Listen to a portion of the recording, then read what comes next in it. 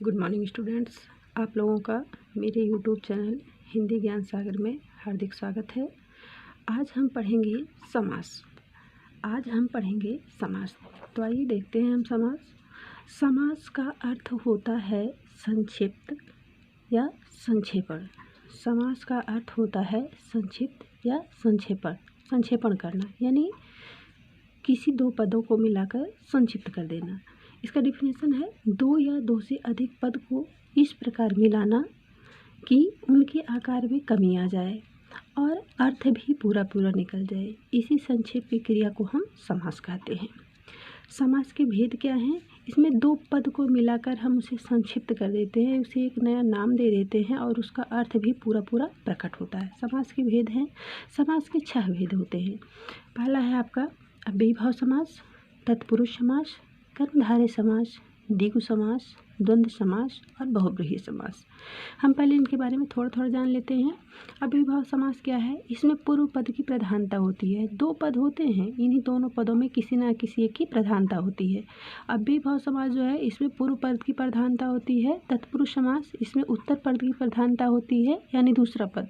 कर्मधारय समास विशेषण और विशेष समास, यानी इसमें एक पद विशेषण होता है और दूसरा पद विशेष होता है। तीसरा है संख्यावाचक शब्द के साथ समास, यानी इसमें प्रथम पद क्या होता है? संख्यावाचक होता है। अगला है द्वंद्व समास, इन दोनों पद की प्रधानता, दोनों पद इसमें प्रधान होते हैं। और लास्ट है बहुव्रीहि समास, अन्य पद की प्रधानता, यानी इसमें दोनों पद प्रधान ना होकर के कोई तीसरा पद प्रधान हो जाता है। अब एक एक करके हम देखेंगे डिटेल से। अव्ययीभाव समास, पूर्व पद प्रधान अव्ययीभाव। जिस समास में पहला पद प्रधान होता है और संपूर्ण शब्द क्रिया विशेषण होकर अव्यय की भांति प्रयुक्त होता है, अव्ययीभाव समास होता है। इस समास में पहला पद प्रधान होता है और संपूर्ण शब्द क्रिया विशेषण होकर अव्यय की भांति प्रयुक्त होता है। अव्यय का मतलब क्या होता है? अधन व्यय, जिसका व्यय ना हो, यानी किसी भी स्थिति में इसमें कोई परिवर्तन ना हो, वह आपका है अव्ययीभाव समास। ऐसे उपकूलम किनारे के समीप, या आप इसमें ऐसे भी कह सकते हैं कि इसका प्रथम पद जो होता है अव्ययीभाव समास का प्रथम पद होता है उपसर्ग युक्त समास अव्ययीभाव समास होते हैं। ये भी इसका डिफिनेशन सही है। प्रतिदिनम दिन, उपगंगा गंगा के समीप, शक्ति के अनुसार, आजीवन जीवन पर्यंत। ये हुआ हमारा अव्ययीभाव समास, जिसका प्रथम पद उपसर्ग युक्त हो और जिसमें किसी भी प्रकार का कोई परिवर्तन ना हो, वे अव्ययीभाव समास कहे जाते हैं। ये होता है आपका समस्त पद।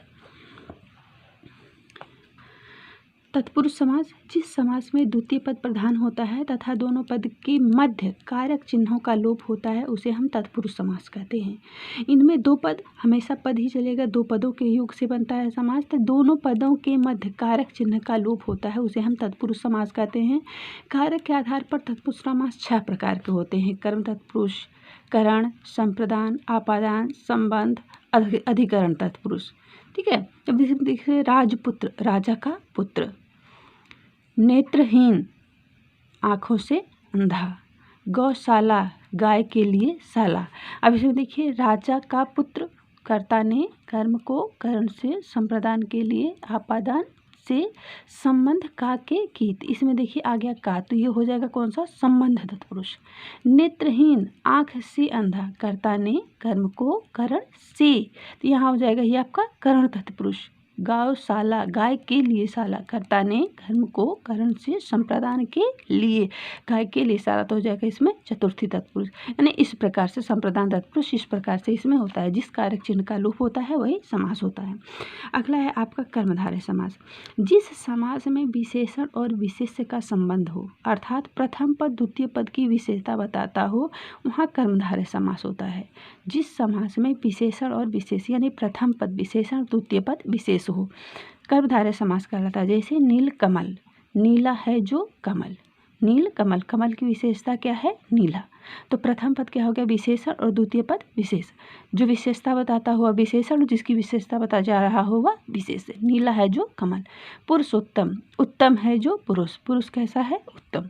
कनक लता, कनक जैसी लता, लता कैसी है? कनक जैसी, सोने जैसी। मृग नयनी, मृग जैसे नेत्रों वाली, नेत्र कैसे हैं?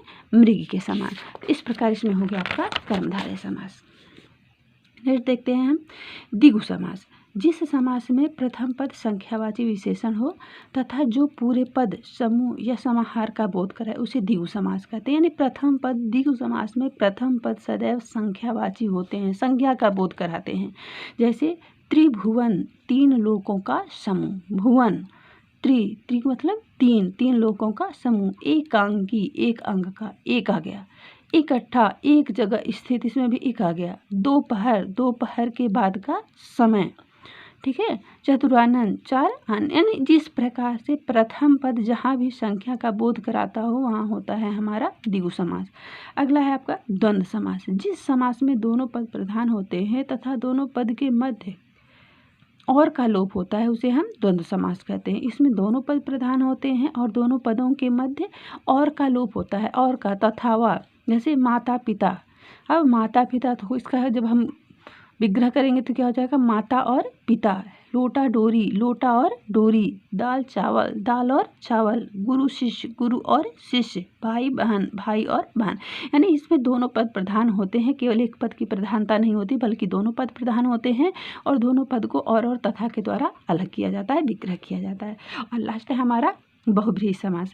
इसमें कोई पद प्रधान नहीं होता, यानी दोनों पद प्रधान इसमें नहीं होते, दोनों ही पद इसमें प्रधान नहीं होते। ये अपना स्वतंत्र अर्थ ना देकर अन्य पद के लिए विशेषण का कार्य करते हैं। इसे विग्रह करते समय अर्थात का प्रयोग किया जाता है।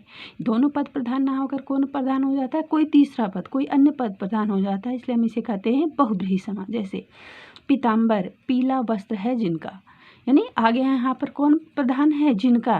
न ये प्रधान है, पीत प्रधान है, ना अम्बर प्रधान है, बल्कि प्रधान कौन हो गया, तीसरा पद, जिनका। पीला वस्त्र है जिनका अर्थात विष्णु। कमलासन, कमल है आसन जिनका, कमल है आसन जिनका अर्थात सरस्वती, यानी तीसरा पद प्रधान हो गया। गजानन, गज के समान आनन अर्थात गणेश। नीलकंठ, नीला है कंठ जिनका अर्थात शंकर। इस प्रकार जहाँ दोनों पद प्रधान ना होकर के कोई तीसरा पद प्रधान हो जाता है वहाँ होता है हमारा बहुब्रीहि समास। इस प्रकार दोस्तों हमारा समास खत्म हुआ। जय हिंद, जय Bharat. Thank you so much.